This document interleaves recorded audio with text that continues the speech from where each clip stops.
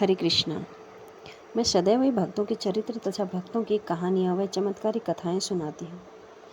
आज हम श्रवण करेंगे श्रीमद् भागवत गीता में, जिसमें भगवान श्री कृष्ण ने अर्जुन को उपदेश दिए हैं और भागवत गीता हमारे जीवन का सार है, जिसमें ईश्वर के प्रति हमारे समर्पण किस प्रकार होने चाहिए उसका वर्णन है।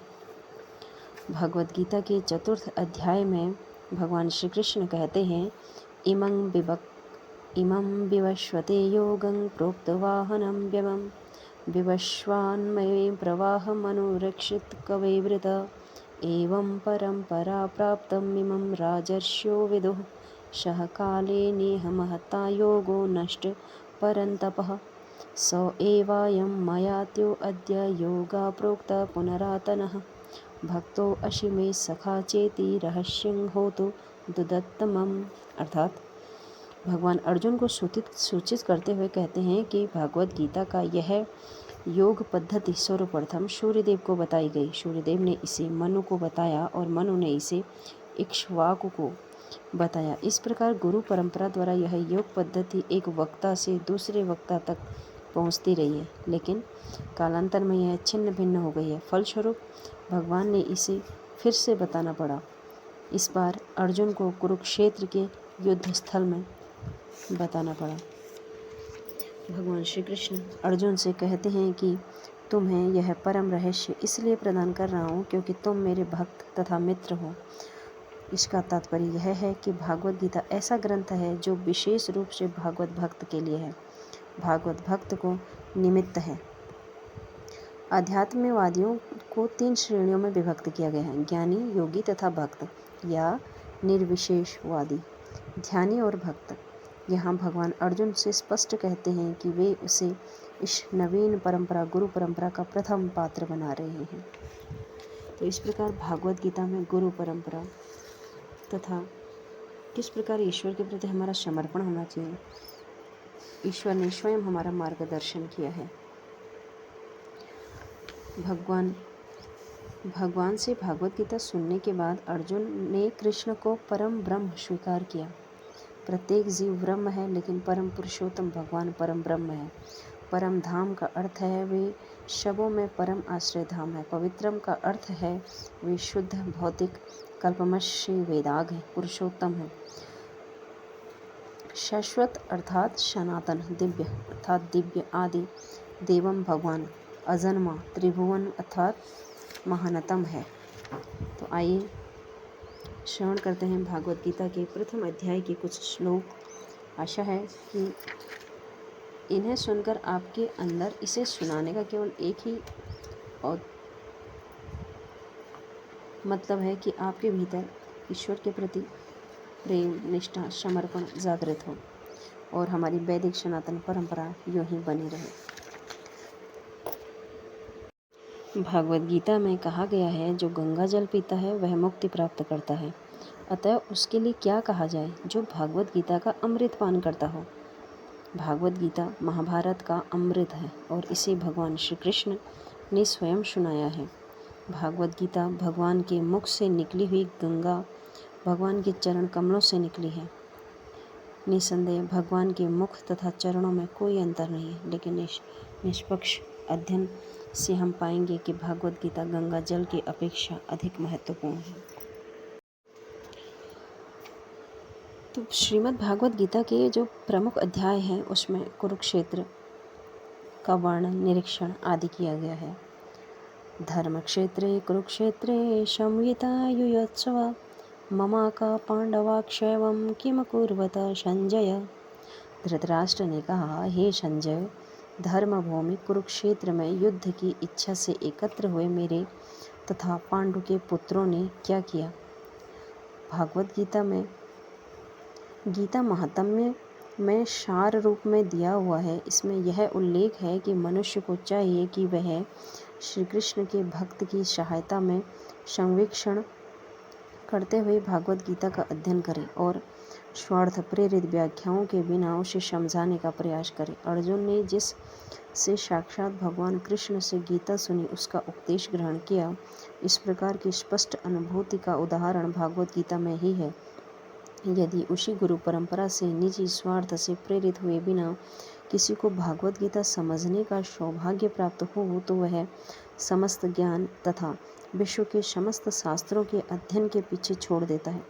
पाठक को भागवत गीता में न केवल अन्य शास्त्रों की सारी बातें मिलेंगी, अपितु ऐसी बातें भी मिलेंगी जो अन्यत्र कहीं उपलब्ध नहीं है। यही गीता का विशिष्ट मानदंड है। स्वयं भगवान श्री कृष्ण द्वारा साक्षात उच्चारित होने के कारण यह पूर्ण आस्तिक विज्ञान है।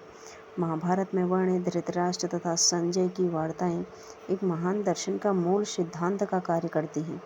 माना जाता है कि इस दर्शन की प्रस्तुति कुरुक्षेत्र युद्ध स्थल में हुई, जो वैदिक युग से पवित्र तीर्थ स्थल रहा है। इसका प्रवचन भगवान द्वारा मानव जाति के पथ प्रदर्शन हेतु तब किया गया जब वे इस लोक में स्वयं उपस्थित थे। धर्म क्षेत्र का शब्द का सार्थक है क्योंकि कुरुक्षेत्र में युद्ध स्थल में अर्जुन के पक्ष में श्री भगवान स्वयं उपस्थित थे। कौरवों के पिता धृतराष्ट्र अपने पुत्रों की विजय की संभावना के विषय में अत्यधिक संदिग्ध थे। अतः इसी संदेह के कारण उन्होंने सचिव से पूछा। उन्होंने क्या किया?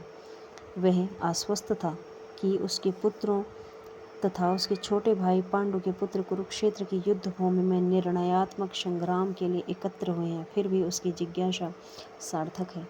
वह नहीं चाहता था कि भाइयों में कोई समझौता हो, अतः वह युद्ध भूमि में अपने पुत्रों की नियति भावी के विषय में आश्वस्त होना चाहता था। चूँकि इस युद्ध को कुरुक्षेत्र में लड़ा जाना था, जिसका उल्लेख वेदों में स्वर्ग के निवासियों के लिए भी तीर्थ स्थल के रूप में हुआ है, अतः धृतराष्ट्र अत्यंत भयभीत था कि इस पवित्र स्थल का युद्ध के परिणाम पर न जाने कैसा प्रभाव पड़े। उसे भलीभांति ज्ञान था कि इसका प्रभाव अर्जुन तथा पांडु के अन्य पुत्रों पर अत्यंत अनुकूल पड़ेगा, क्योंकि स्वभाव से ही वे सभी पुण्यात्मा थे, अर्थात धर्म के पक्ष में धर्म की संस्थापना के लिए जन्मे थे। संजय श्री व्यास का शिष्य था, अतः उनकी कृपा से संजय धृतराष्ट्र के कक्ष में बैठे बैठे कुरुक्षेत्र के युद्धस्थल का दर्शन कर रहा था। इसलिए धृतराष्ट्र ने उससे युद्धस्थल की स्थिति के विषय में पूछा। पांडव तथा धृतराष्ट्र के पुत्र दोनों ही एक वंश से संबंधित हैं, किंतु वहाँ पर धृतराष्ट्र के वाक्य से उसके मनोभाव प्रकट होते हैं और उसने जानबूझकर अपने पुत्रों को कुरु कहा और पांडु के पुत्रों को वंश के उत्तराधिकार से विलग कर दिया। इस तरह पांडु के पुत्रों अर्थात भतीजों के साथ धृतराष्ट्र की विशिष्ट मनःस्थिति समझी जा सकती है। जिस प्रकार धान के खेत में अवांछित पौधों को उखाड़ दिया जाता है, उसी प्रकार इस कथा के आरंभ से ही आशा की जाती है, जहाँ धर्म के पिता श्री कृष्ण उपस्थित हों, वहाँ कुरुक्षेत्र रूपी खेत में दुर्योधन आदि धृतराष्ट्र के पुत्र रूपी अवांछित पौधों को समूल नष्ट करके युधिष्ठिर आदि नितांत धार्मिक पुरुषों की स्थापना की जाएगी। यहाँ धर्म क्षेत्र तथा कुरुक्षेत्र शब्दों की उनकी ऐतिहासिक तथा वैदिक महत्ता के अतिरिक्त यही सार्थकता है। दृष्टा तो पांडवानीकं व्यूढ़ं दुर्योधनस्था आचार्यमुपसंजय राजा वचनम ब्रवीत। संजय ने कहा, हे राजन, पांडुपुत्रों द्वारा सेना की व्यवहारचना देखकर राजा दुर्योधन ने अपने गुरु के पास गए और उनसे ये शब्द कहे। धृतराष्ट्र जन्म से ही अंधा था। दुर्भाग्यवश वह आध्यात्मिक दृष्टि से वंचित था। वह यह भी नहीं जानता था कि उसी के समान उसके पुत्र भी धर्म के मामले में अंधे हैं। उसे विश्वास था कि पांडवों के साथ कभी भी समझौता नहीं कर पाएंगे, क्योंकि पांचों पांडव जन्म से ही पवित्र थे। फिर भी उसे तीर्थ स्थल के विषय में संदेह था। इसलिए संजय युद्धभूमि के स्तर पर प्रश्न तथा मंतव्य समझा रहा था और उसे विश्वास दिलाया कि उसके पुत्र पवित्र स्थान के प्रभाव में आकर किसी प्रकार समझौता करने नहीं जा रहे हैं। उसने राजा को बताया कि उसका पुत्र दुर्योधन पांडवों की सेना को देखकर तुरंत अपने श्री रामपति द्रोणाचार्य वास्तविक स्थिति से अवगत कराने गया है। यद्यपि दुर्योधन को राजा कहकर संबोधित किया गया, तो भी स्थिति गंभीरता के कारण उसे सेनापति के पास जाना पड़ा। अतएव दुर्योधन राजनीतिक बनने के लिए सर्वथा उपयुक्त था, किंतु जब उसने पांडवों की व्यवहारचना देखी तो वह कूटनीतिज्ञ व्यवहार करके भय को छिपा न पाया। इस प्रकार प्रथम दिवस हमने प्रथम अध्याय के 2 श्लोकों का अध्ययन किया और उनकी विवेचना की कि किस प्रकार जिनके समस्त धर्म होता है, यानी जो सत्य के पथ पर होते हैं, धर्म के अनुगामी होते हैं, उनके साथ भगवान खड़े होते हैं। उन्हें किसी प्रकार का भय नहीं होता। किंतु जिनके पास लाखों हाथियों का बल हो किंतु वे अधर्म के मार्ग पर हैं, जैसे कि कुरुवंश कौरव थे, तो उन्हें भय सदैव सताता रहता है। चाहे वे जीत के मार्ग से कुछ ही कदम पीछे, फिर भी उन्हें भय सताता है कि जाने आगे जाने तक हमारा परिणाम क्या होगा। तो इस प्रकार भागवत गीता में बताया गया है कि व्यक्तियों को सदैव धर्म के मार्ग पर अग्रसर रहना चाहिए।